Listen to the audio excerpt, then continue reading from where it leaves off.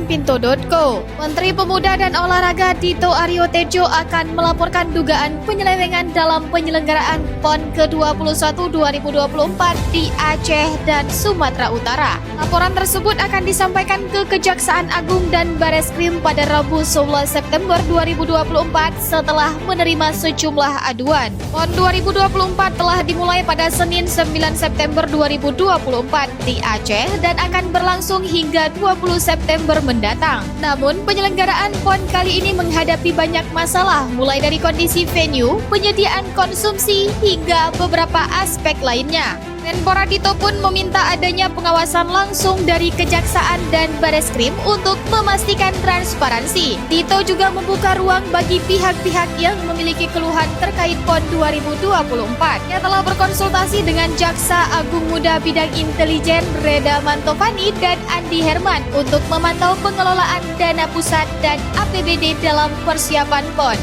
Mau tahu berita terupdate tentang Aceh? Baca berita selengkapnya di pinto.co.